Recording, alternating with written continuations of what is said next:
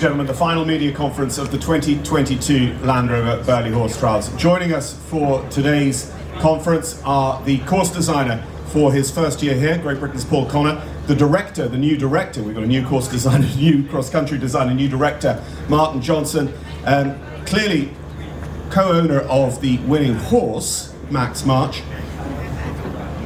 and our top three, ladies and gentlemen, Tim Price of New Zealand, Tom Jackson, what a fantastic run, and Piggy March, VANIR KAMIRA.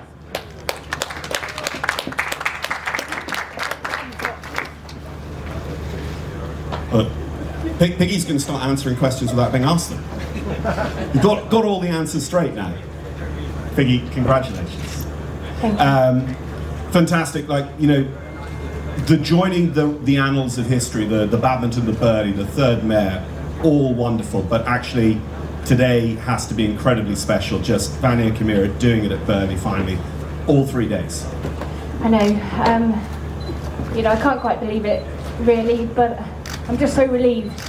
I felt like I put more pressure on myself today than I normally do. I'm usually pretty relaxed, would be a bit strong, but I definitely understand that what will be will be.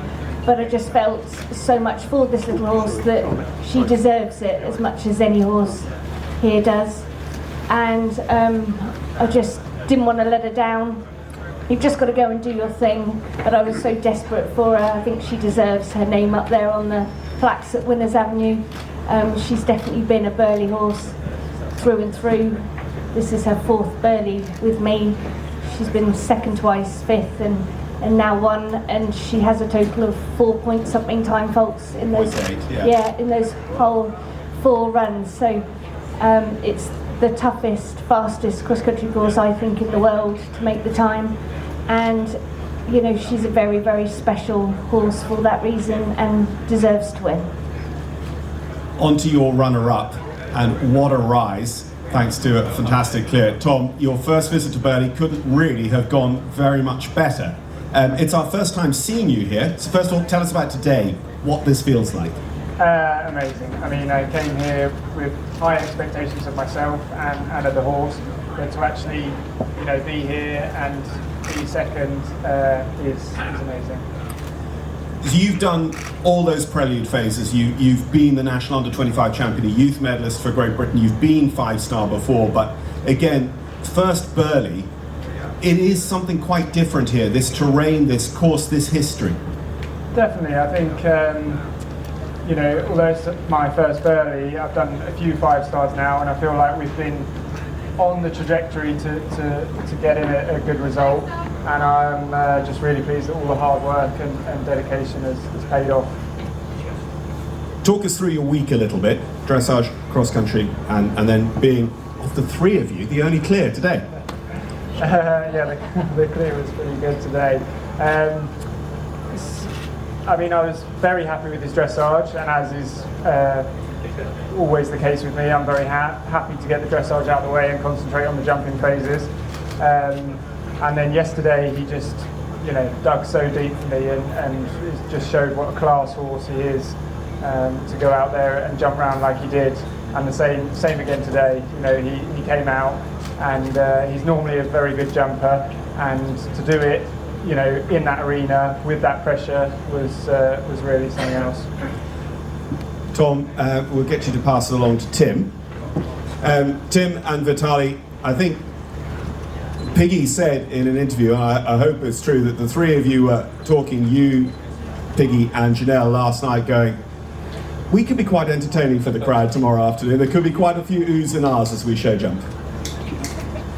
Yeah, and I was the one oohing and ahhing into number 2 as it came tumbling down. I've got to take it as a real positive, this experience for Vitali. I think it's set him up for his future at this level, and especially around Burghley, I couldn't have been more impressed with how he coped yesterday.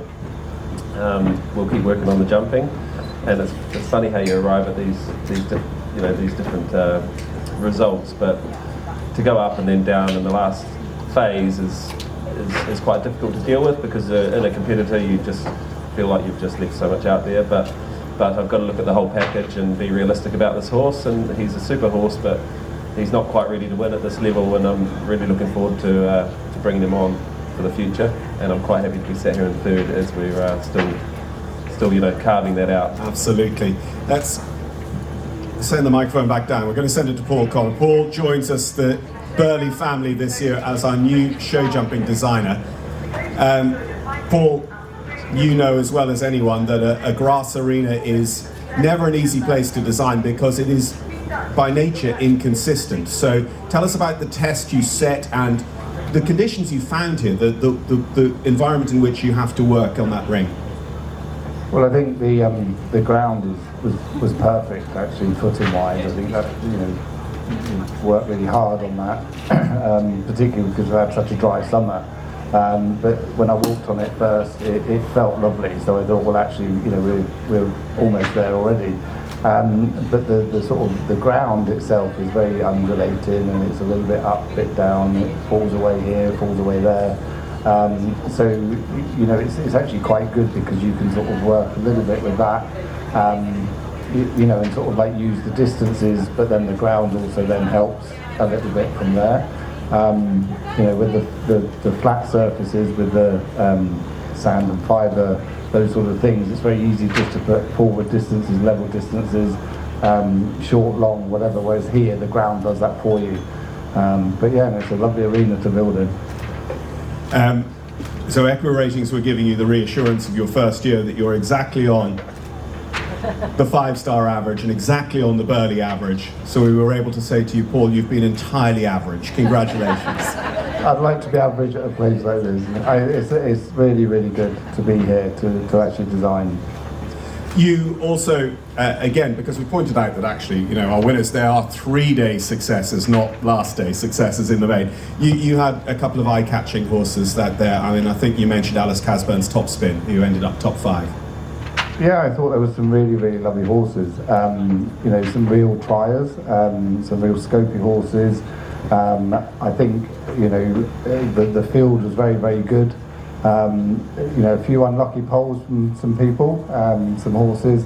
But again, I think that's where the ground does a little bit, and it sort of catches the odd person like that. But, I sort of knew a little bit when Piggy was here, because she won the 4-star that I built a couple of weeks ago at Hartbury. So I was like, that was really sort of good for you to win with that behind you.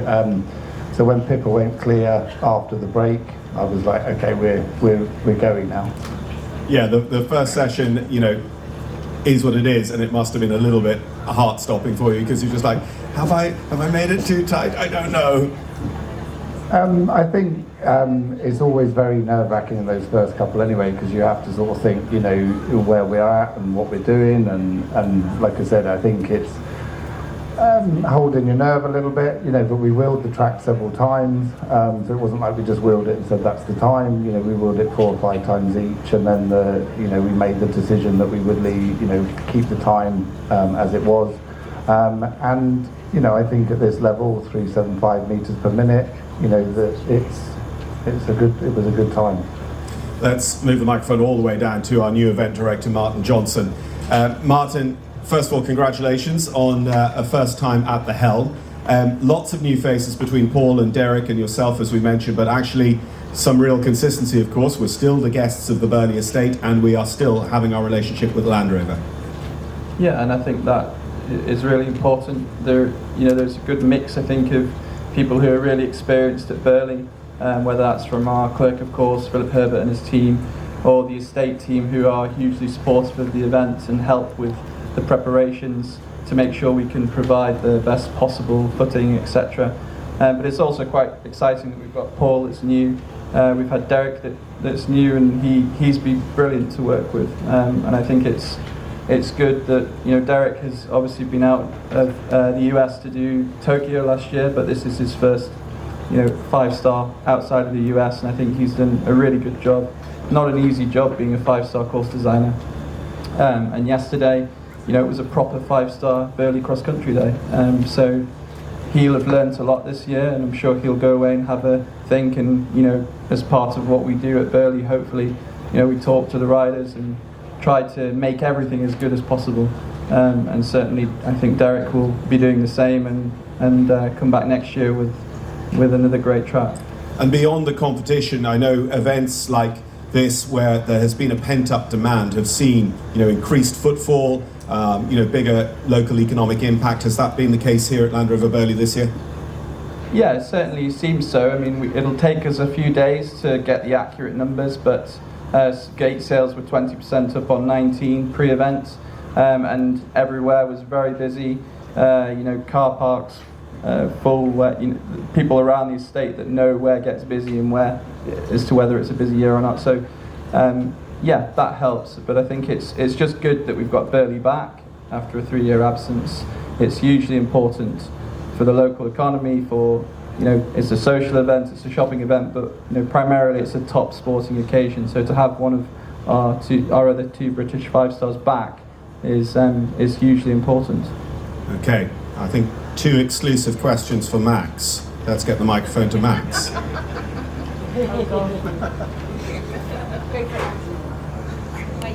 Question 1. What's your favourite dinosaur? T-Rex. And 2, is Mummy brilliant? Oh, it's a simple answer.